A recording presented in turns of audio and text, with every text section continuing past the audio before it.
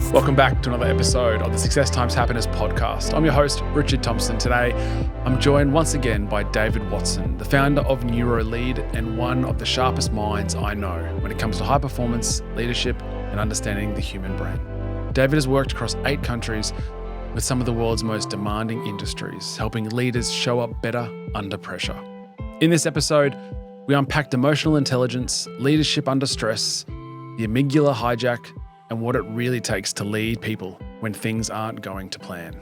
Whether you're leading a team, a business, or just yourself, this conversation is for you. All right, let's get into it. David Watson, thank you so much for coming onto the show, mate.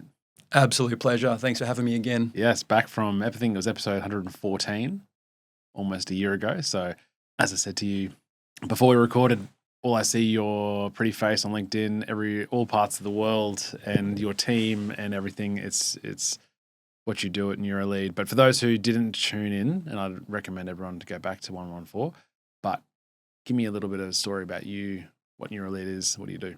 Okay, so hello listeners, my name is David Watson. I'm the director and founder of a company called NeuroLead. We specialise in high performance leadership and we teach people how their brains work without scaring them, so we don't use all technical jargon. And we do that to help people understand and lead themselves to be more effective at working with other people. Our target audience are humans. We love working with anyone. We work from executives through to families, but a lot of the work we do is in high risk resources space, gold, silver, iron ore and things like that.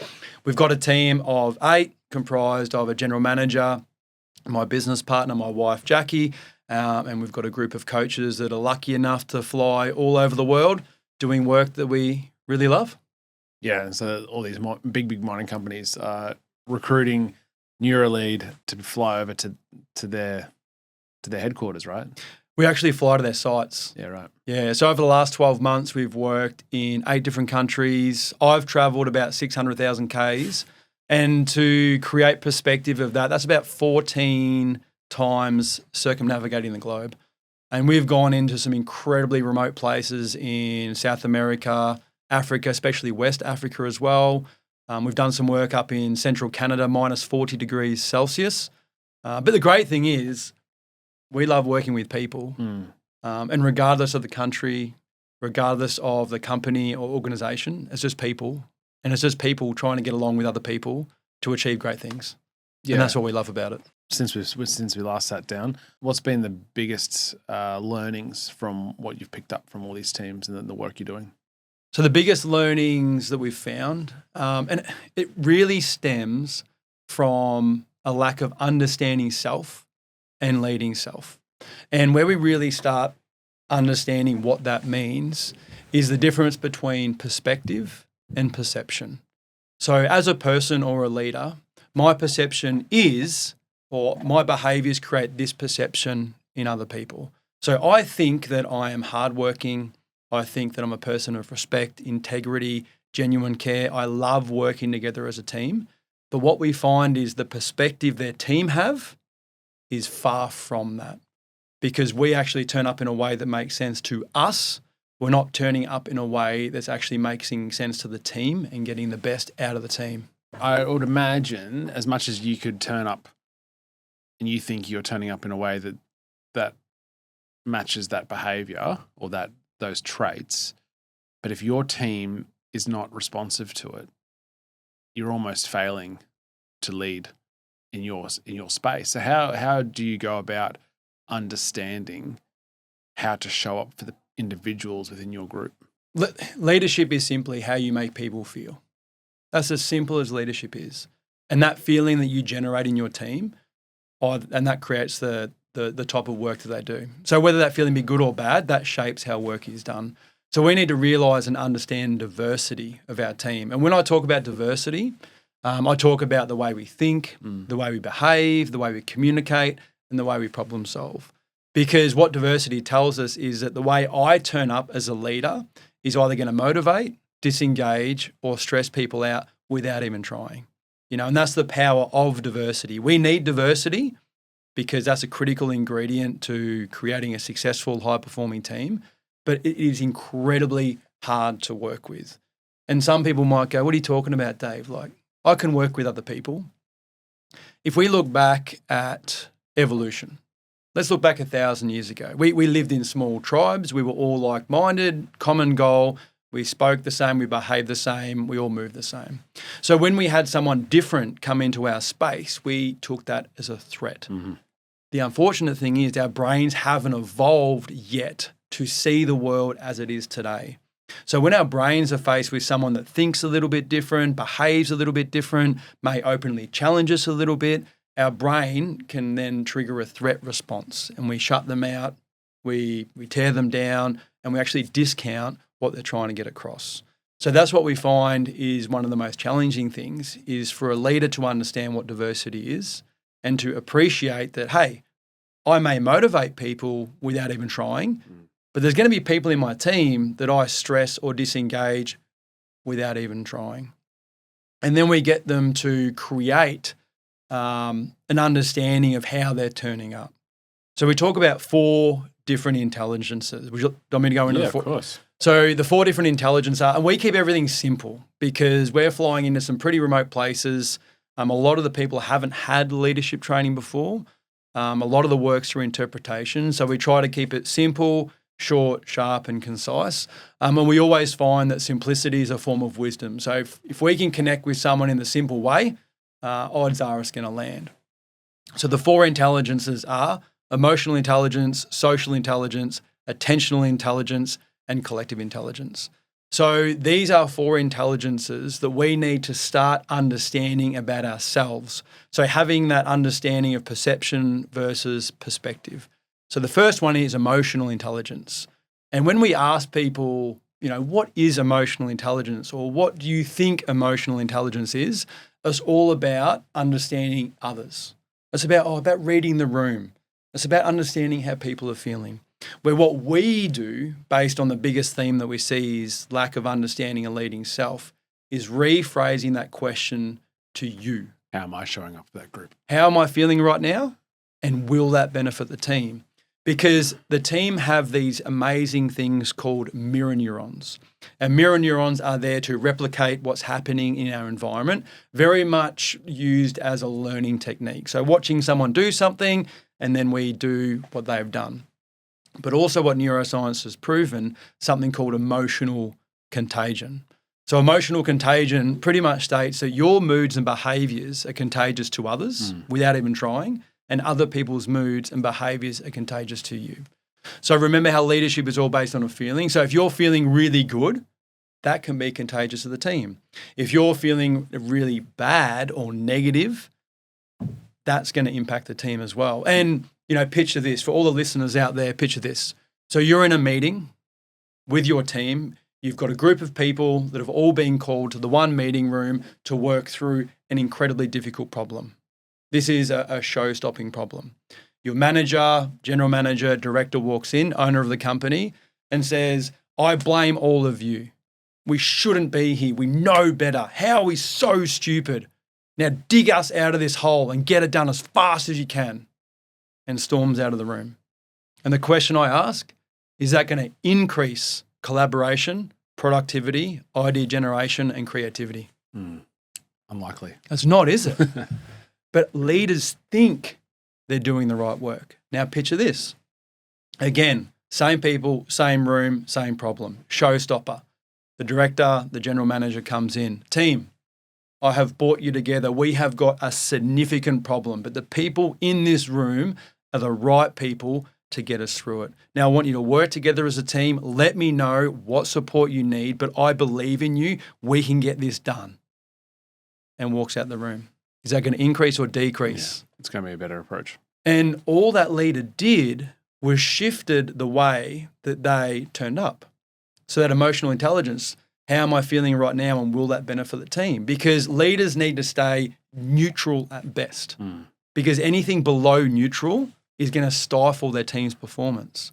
So it's simply asking that question, how am I feeling right now, and will that benefit the team? And if the answer is no, the leader's got to hold themselves back from entering that space and regulate through that. How's your view on, in those scenarios, the balance between leaders having off days and being vulnerable? What's the relationship in moments of crisis or moments of challenge?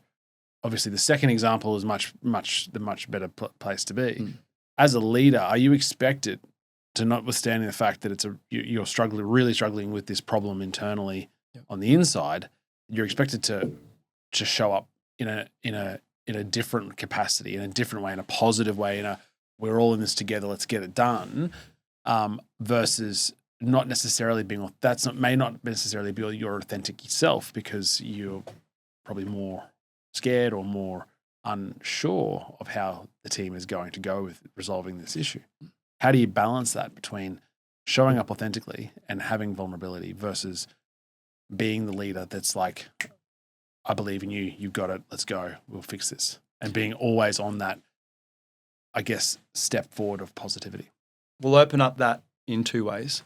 The first one is most leaders understand their team better than we do.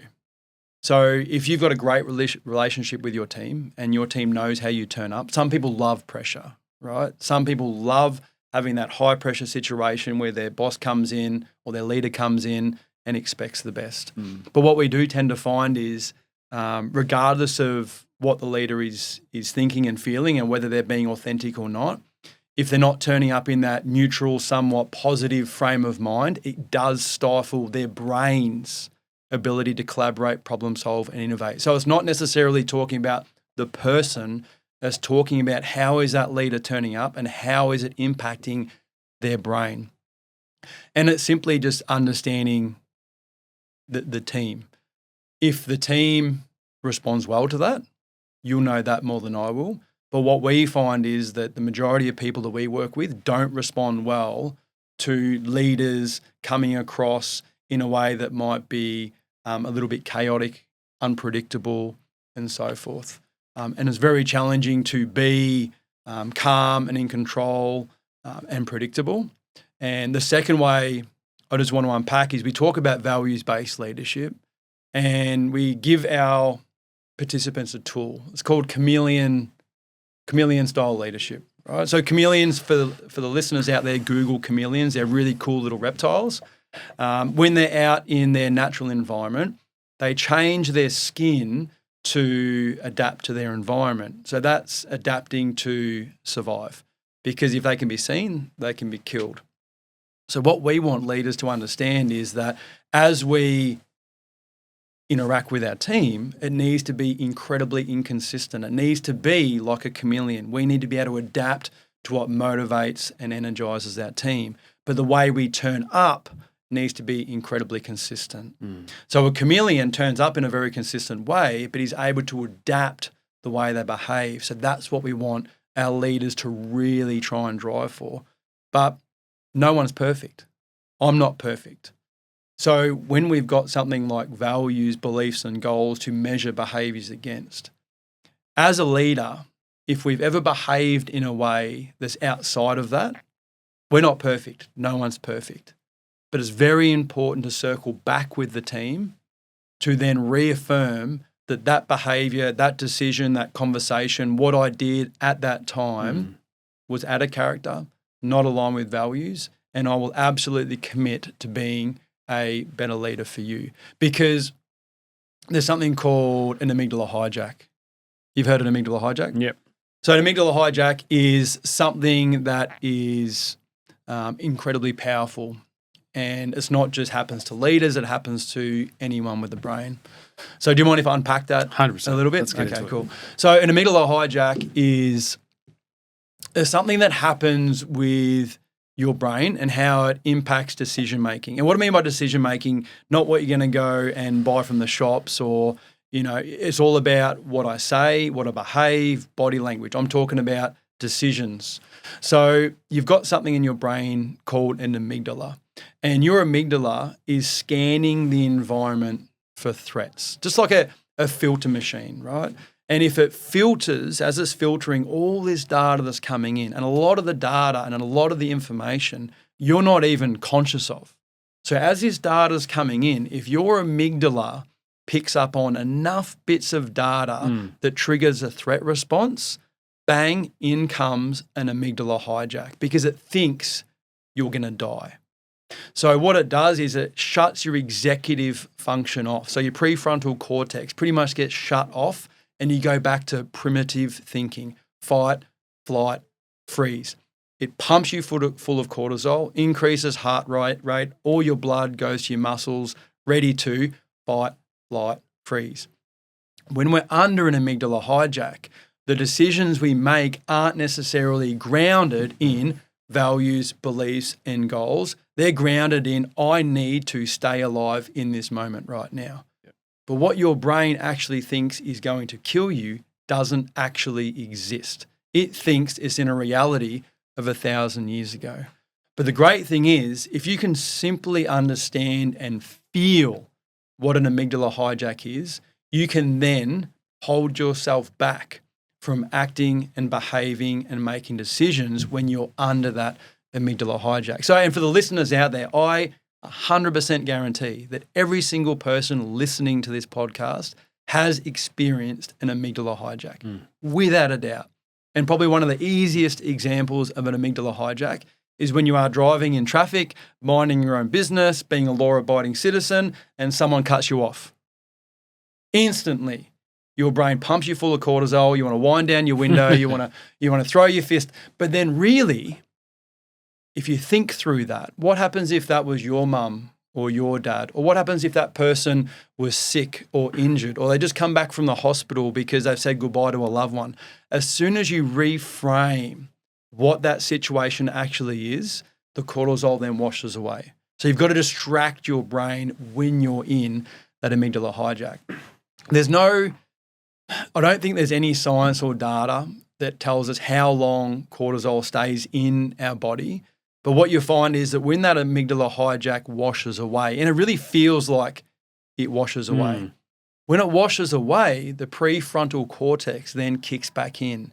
Your executive function then kicks back in. Cognitive ability, yeah. Then you reflect on the decisions that you just made and you think, why did I do that? Is it better off in that instance, in that example, let's say, is it to put yourself in that car or be hyper empathetic as you just did to the person in that car? I do this when I'm driving. So even though I work in this space, I love it. Like I am 100% susceptible to amygdala hijacks. In the car? 100%. Oh, God. So when someone we're different in that aspect. When someone cuts me off, I still have that rush. But then I instantly create this perspective of, if that was my mum. There's a dying person in that car going to hospital. Yeah. And one of the things I love is existing in life, because leadership in the workplace is exactly the same as leadership in your personal life. And we had the unfortunate task of putting our dog down last year, and we were driving back from the vet. You know, we were a wreck. And I'm thinking to myself, all these cars are passing us. I'm like, nobody knows what just happened to us and what we just went through. Nobody knows. So when I'm driving on the road, I've actually got no idea what someone has just gone through or is going through. So how can I possibly judge them based on their behaviours if I don't have any context of what maybe changed those behaviours? And even more so, Dave, like I think, and this is obviously extrapolates into leading people or being a leader of humans.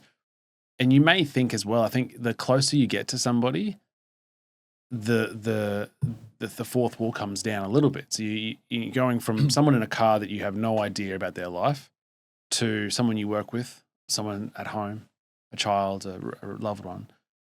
But you also, on the premise that we're an evolving species, but also individually, we're on the path of growth and a path of improvement. The rate of that or the change of that or anything like it, just because you know them, you don't want to be assuming either. They could be going through something that has nothing to do with you. Yep. But it impacts your relationship with that team member. And just because they're not in the car in front of you, it could be coming from the vet, but because you see them every day, I think there is a high chance of the amygdala hijack coming in to go, what do you mean? We're going to fight about this because I know you. And now you're acting differently or you're struggling with something that I can't comprehend. Yep. And we call that the space between. So when your brain is looking at your environment and absorbing data, whether it's, with a team member or on a highway, it's going to generate thinking and feeling, and your brain is going to want you to act. So it's understanding what that space is, and it's understanding that should I act and make decisions based on what my brain wants me to do versus what the best version of myself should do. Yeah, I don't mind. I think that good leadership obviously has that space. Yeah. And that is control. That's Viktor Frankl's space between stimulus and response. Yeah. But what we do in that period of time, I think, becomes next level high performance of leadership. Rather than just saying, I'm coming back off this ledge of jumping down someone's throat, to going, I'm just going to breathe through this for a brief moment to see, to drop down that cortisol, to get off that hijack. But I think it's critically important, and something that I personally need to work on as well, is to go, well, what is my best use of time in that period between stimulus and response? And is it hyper empathy? Is it rather than just focusing on me and trying to get me relaxed and chilled and that neutral level as a leader, but probably I need to spend more time going into them and going, well, why have they responded that way? I had an example late last year in our team where, and again, I'm not perfect, but I'm very, very conscious, and I'm sharing this experience to try and share maybe something that your listeners can connect to, because I don't want to sit here and preach like as in I'm perfect, because I'm not. And if you rang my team individually and my wife, they would say that I'm not perfect. But what I find very, very effective is that we talk about something called metacognition, which is thinking about what you're thinking about before you act and behave. So it's having that ability to go, okay, I'm thinking this, but I'm thinking about what I'm thinking about. And that helps you understand that, that space that we're talking about. But those amygdala hijacks come on fast. Like some are a little bit prolonged in myself, but some come on fast. And I was in a meeting with my team right at the end of the year. I was tired, jet lagged, exhausted. And I was going around the room, and one of the team actually said something, and I sort of snapped back. And as soon as I snapped back, I realised that was not the right thing to do. And I let it sit for a minute, and then I stopped the meeting, and I said, team, I want to apologise to my team member. What I said was outside our values. That was not the best version of myself, and I commit to not doing that again. And I commit to you, and I apologise, and I'll do better. If I didn't do that, that has now created a past experience of exclusion in that person that's potentially going to drop or destroy psychological safety between my team and I. Now, if I did the same thing over and over and over, you can't go back and apologise, but as someone that's wanting to be a high-performing leader, I want to be able to commit to developing myself, growing myself, and constantly reflecting on the way that I'm behaving and communicating, that emotional intelligence, because that was not fair to that team.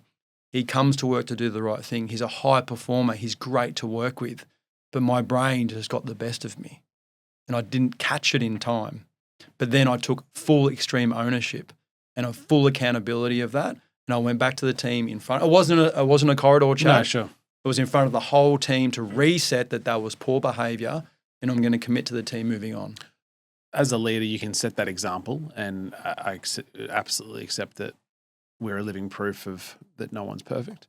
If you have a team member, though, that continually acts in a way that is not in line with your values or the company's values or your family values, maybe it's a relative that does a certain thing that is so outside of your value system, and you've asked them to stop doing that or change their behavior, and they continue to do it. How long is that empathy runway before you go, I'm at it, mate. I don't have any more length there to give them? If I look at my team and the way we do work, and we're coaches that are meant to be really good at this stuff. And we're just like a team like anyone else. Even though we deploy all over the world to teach people about leadership, we've still got to work hard on what we do.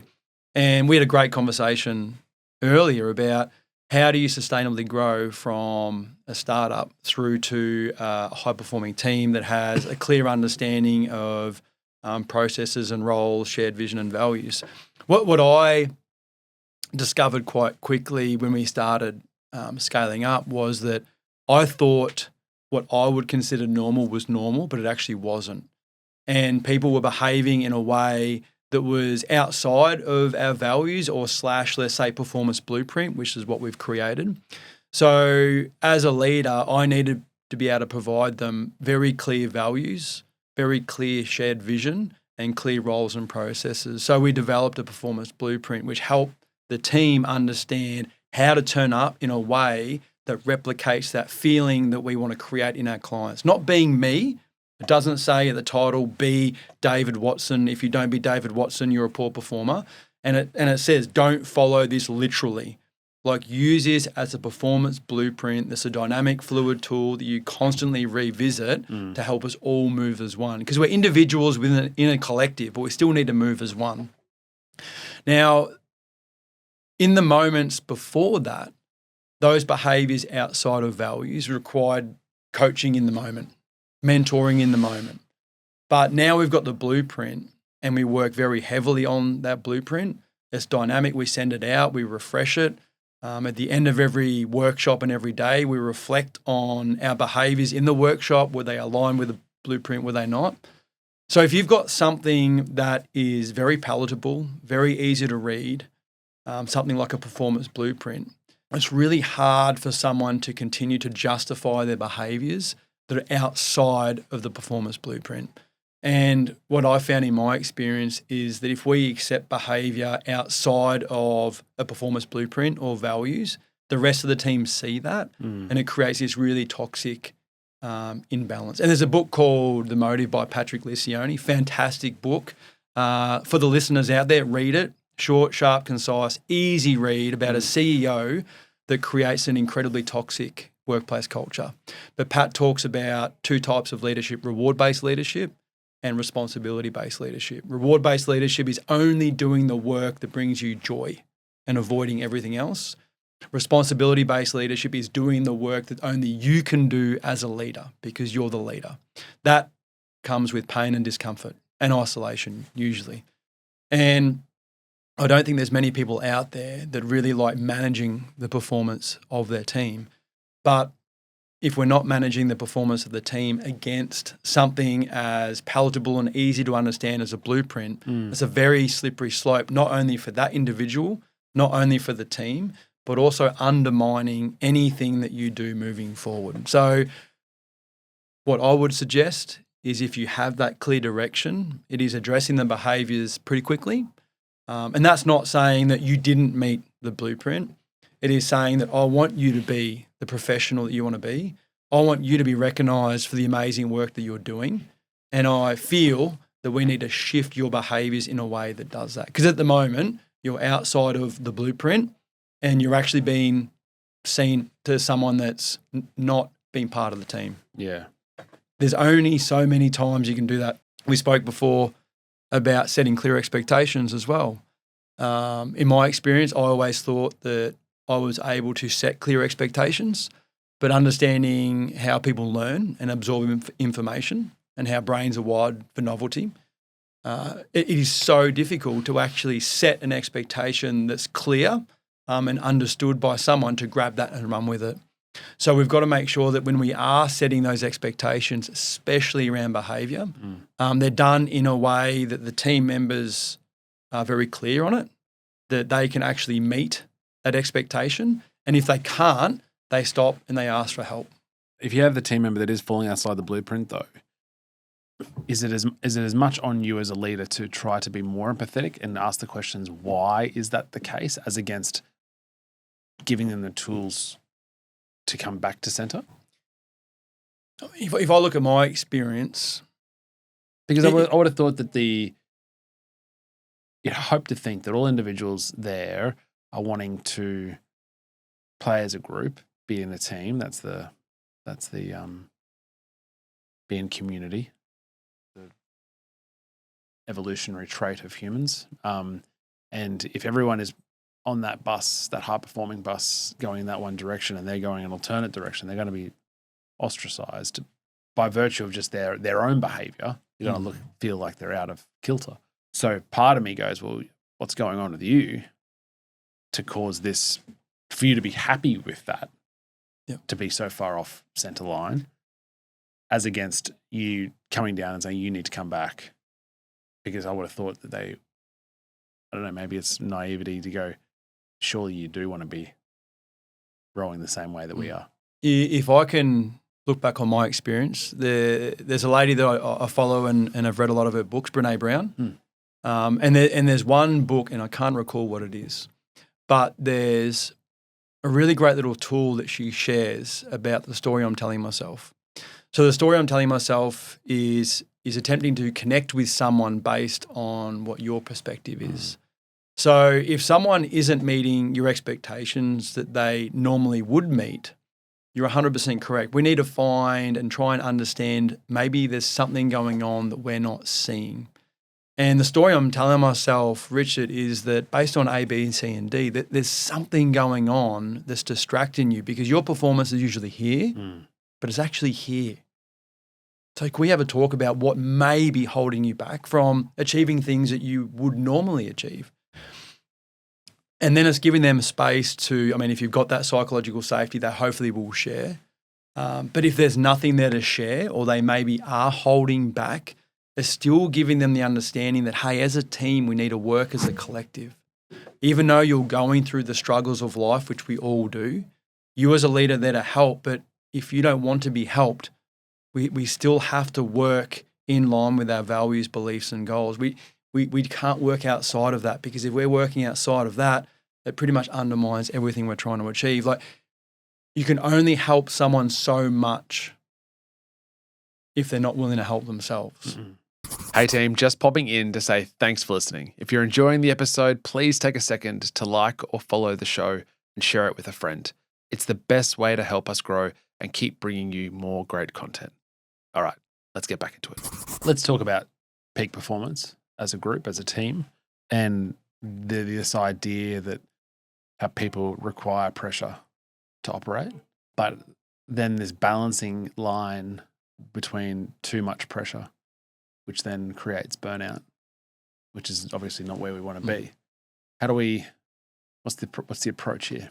The peak performance curve. The peak performance curve. So I want to give a real world example of my relationship with my wife, because I do a lot of self-reflecting. I'm very philosophical. I think about what I'm thinking about and analysing things that happen in my life to try and grasp, the why. Like, why is that?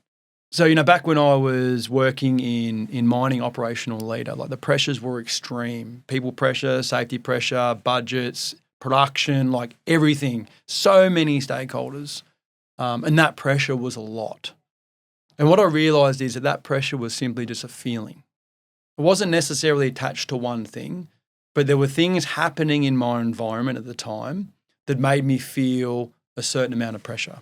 And that pressure was either enough to create peak performance, or it might have been too much, which can then lead to, burnout. You just don't know where to start. Everything's overwhelming, amygdala hijacks, anxiety, you're exhausted. But then what I realised is that, and I've got twin daughters, shout out to Neil and Lara if they're listening, is that being a mum is an incredibly difficult job, incredibly difficult task and role. And I can never possibly understand what that entails. So if my wife was at home looking after our daughters, whilst trying to manage a part-time job, whilst trying to keep the home in order, whilst trying to probably pay bills, food, washing, which is what she's really good at, she still feels the same amount of pressure that I did, but they're polar opposite. Well, the feeling's the same. The feeling's the same. The consequence is different. So if I look at when I went to work every day, people could get killed. But yet in our home environment, the consequence was not there, but her brain was still creating this feeling of pressure, which was nearly leading to burnout. So for me to sit there and I can't turn around to my wife and go, you don't know what I'm going through. I'm under pressure, because pressure is just a feeling. And she's feeling the same pressure as I am. Yeah. It's no different. Yeah. So if I look at pressure simply being a feeling and referencing the peak performance curve, for the listeners out there, Google peak performance curve. And it's this really simple chart to understand. But what it tells us is that if we're not applying the right amount of pressure to ourselves or to other people, we can't help them achieve peak performance. If we don't apply enough pressure, it can lead to bore out. If we apply too much pressure, it can lead to burnout. So there's this really interesting balance between applying enough pressure at the right time so the team excel to where they need to be. And I had a great question from a leader in Ghana late last year. And he asked us, Dave, with this, peak performance curve, like, how do I know how much pressure my team can take? Great question. And I said, well, that's a great question. I said 7. Yeah. And I said, well, what I would do is I would meet with each one of your team and explain what the peak performance curve is, and explain to them that if you don't apply enough pressure, you will lead to bore out. If you apply too much pressure, that will lead to burnout. But as a leader, you still have to apply enough pressure to help you operate at peak performance. So the relationship between you and your team, or you and that person, needs to be forged on the understanding of what that peak performance curve is.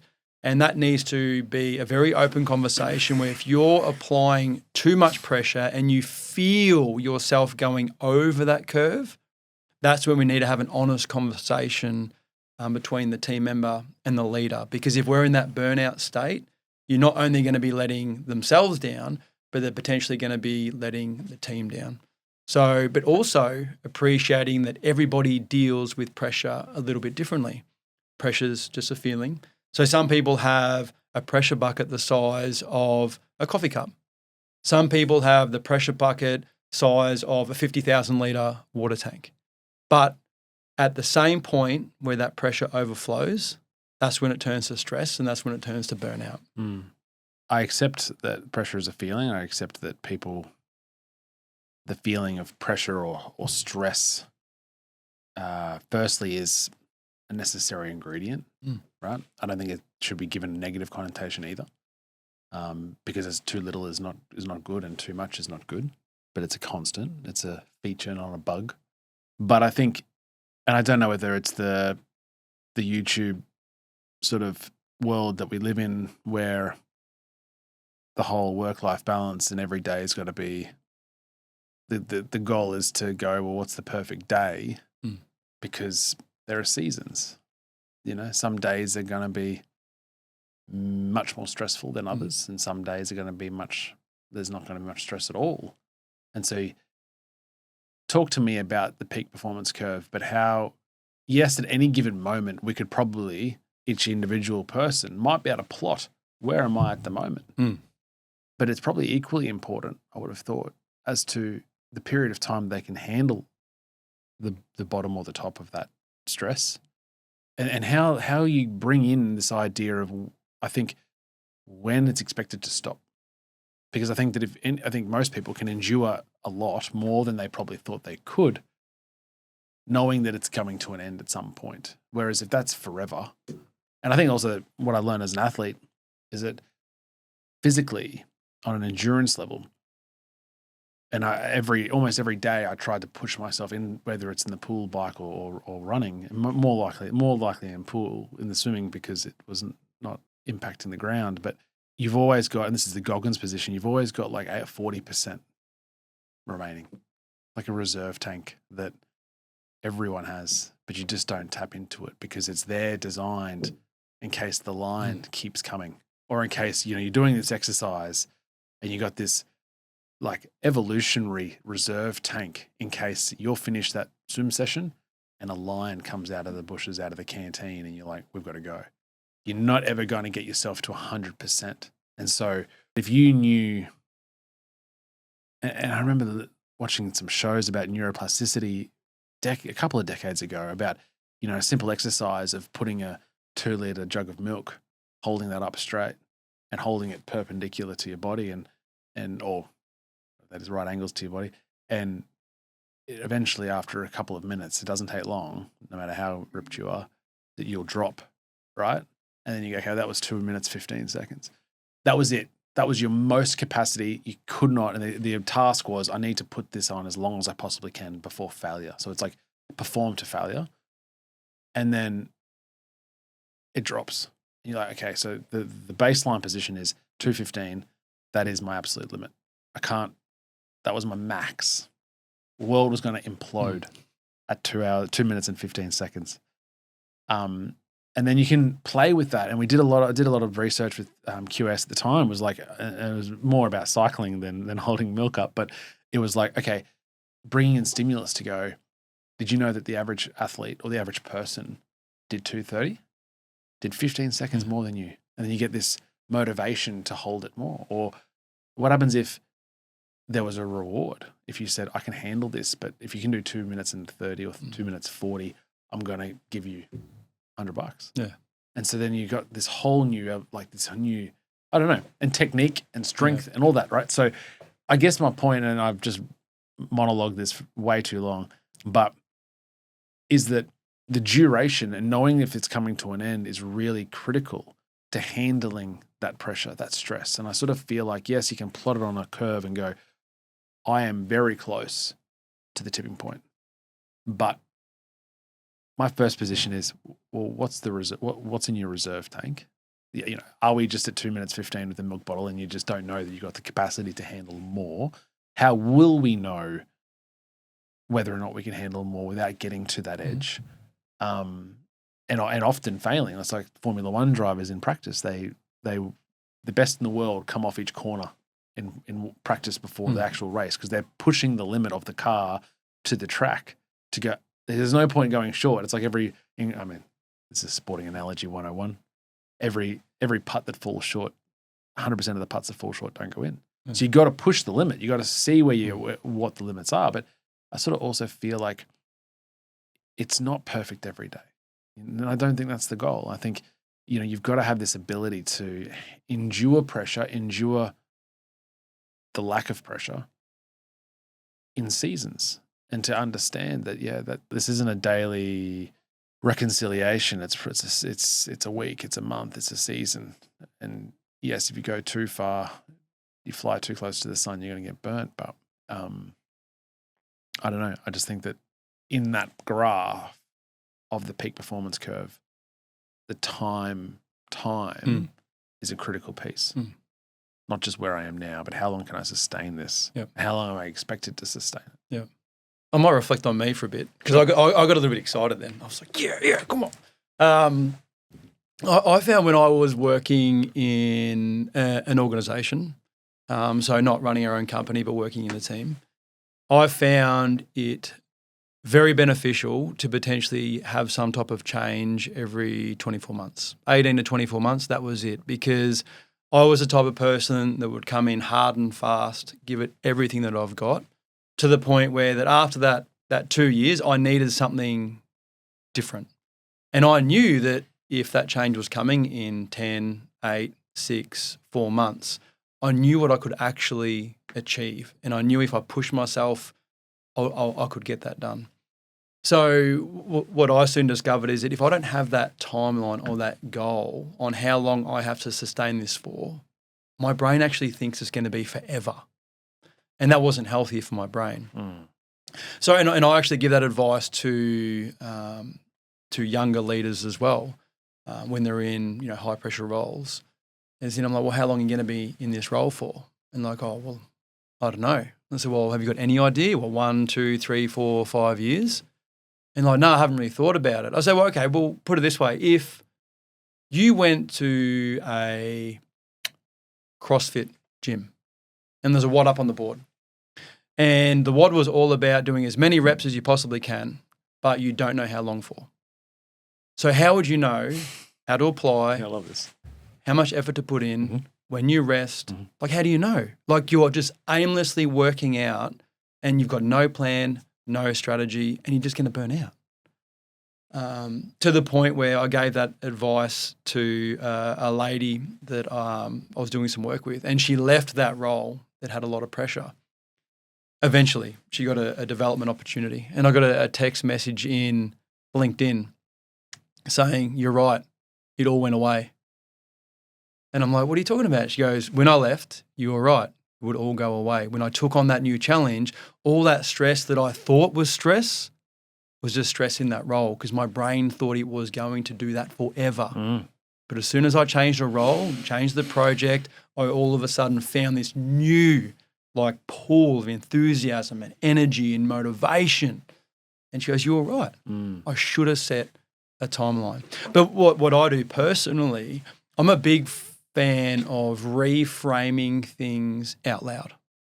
And I'm a big fan that pain and discomfort leads to personal growth. So if you're not running at things that make you uncomfortable, you aren't growing as a human being. And I mean, this is your bread and butter based on your sporting history and also leadership work. But so if I'm in a pit of despair or I'm under a fair bit of pressure, I will openly say some things out loud to help my brain distract me from what's actually going on.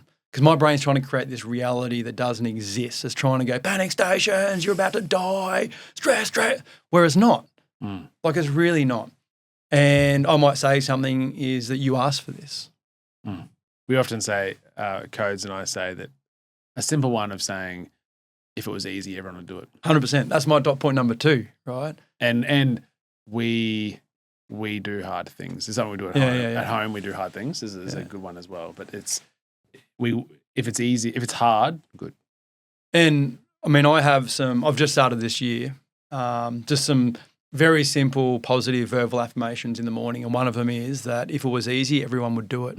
You wanted this. Do you really think it was going to be easy? You know, while people are sleeping, relaxing, disconnected, you're grinding, you're engaged, you're a high performer. Yeah, on that as well. Even going back to my sport, I did a lot of with Rich Burrows, who's been on the show a heap of times. We did a lot of work together about underwater breath holding, ice bath work, sauna work, right? And so it was like working on your brain's response to the stimulus, right? And then holding and controlling that response.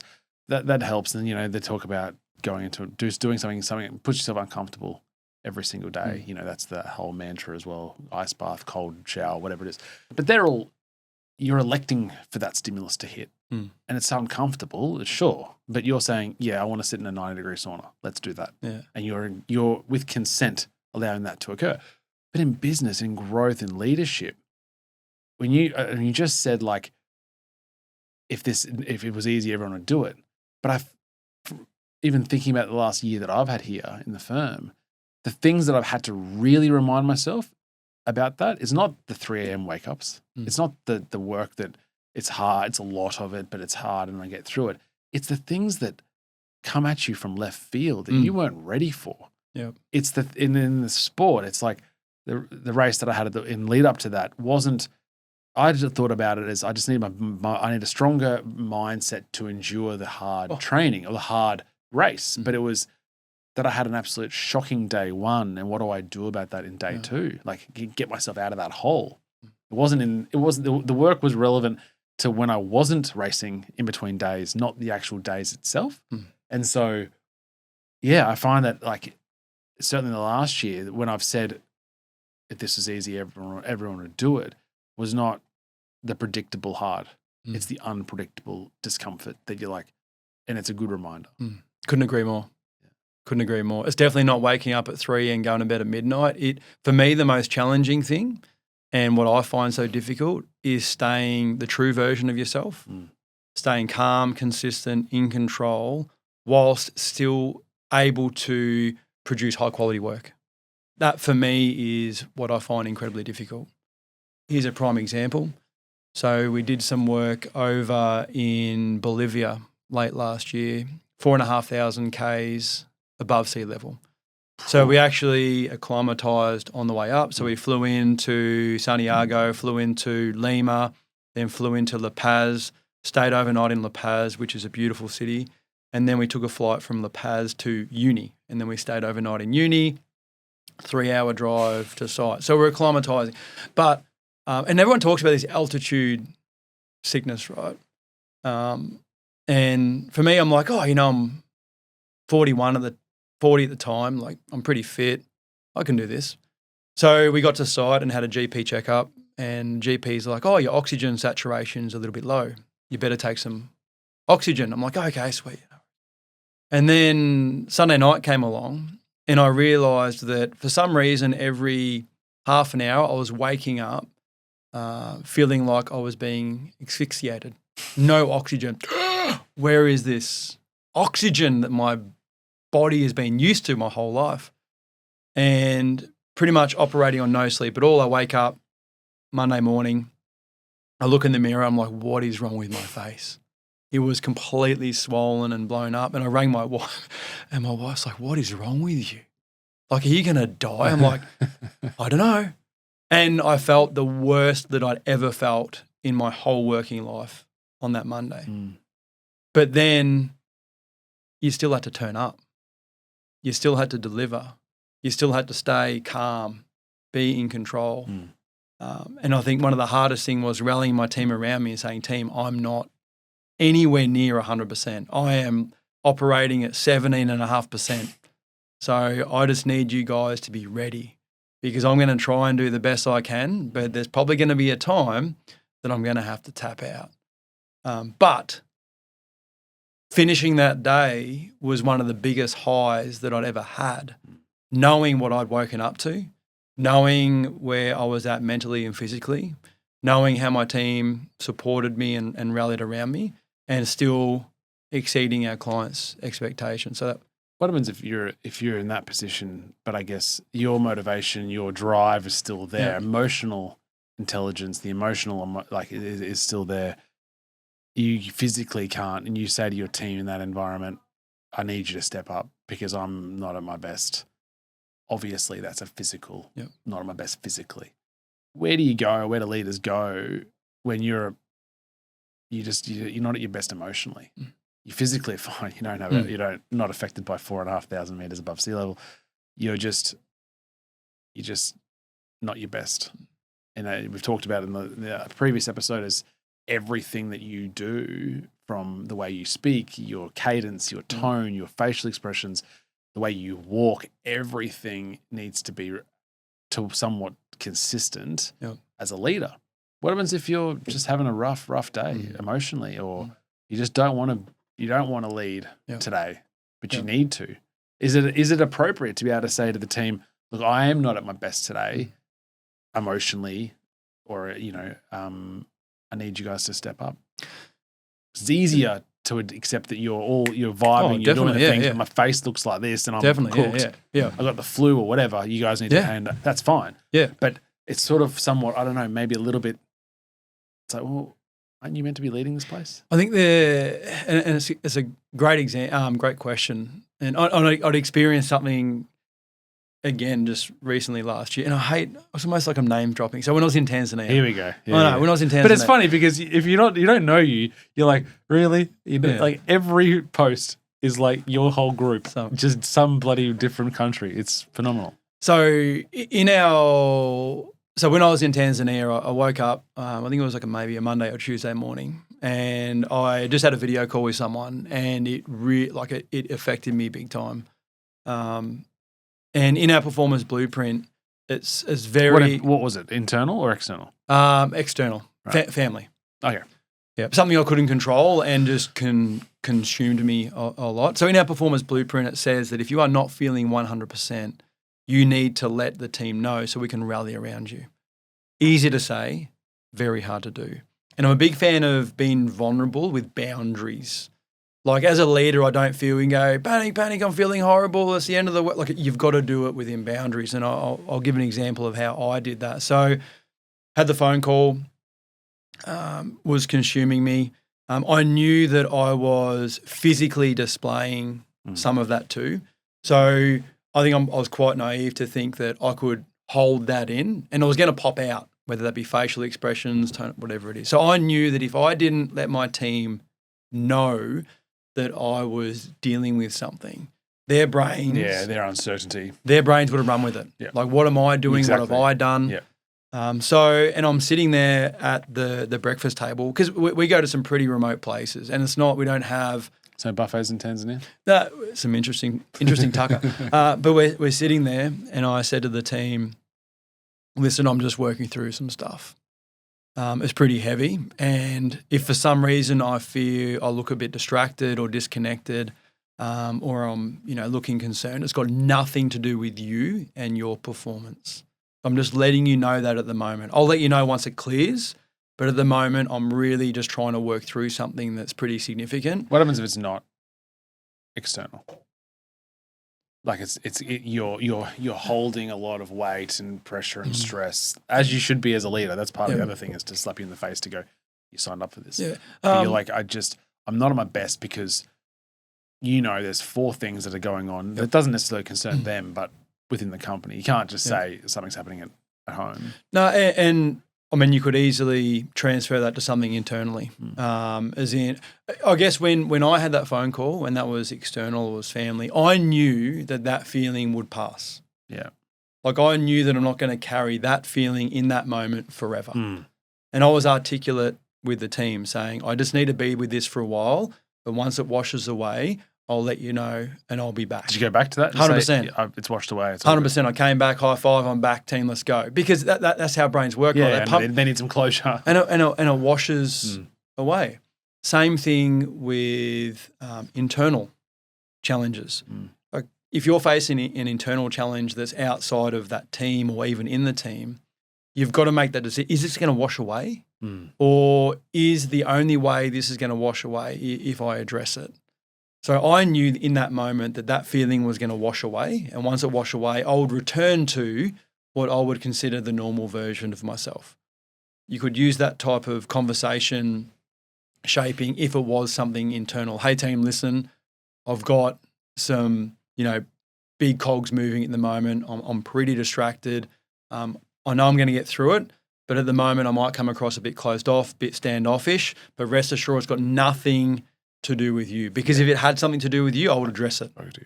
So if your brain is telling you that I've got a problem with you, you need to lead yourself through that, because I don't. And I'm a person of integrity. If I've got a problem, I will always talk to you about it. So if your brain's telling you that Dave's got a problem with me, I've done something wrong. You just tell me. That's the psychological safety. Exactly. And then circling back around and go, hey team, thanks for your patience. I'm back. I'm good. Dealt with those cogs. Yeah. And at least then, because the brain's just picking up on information.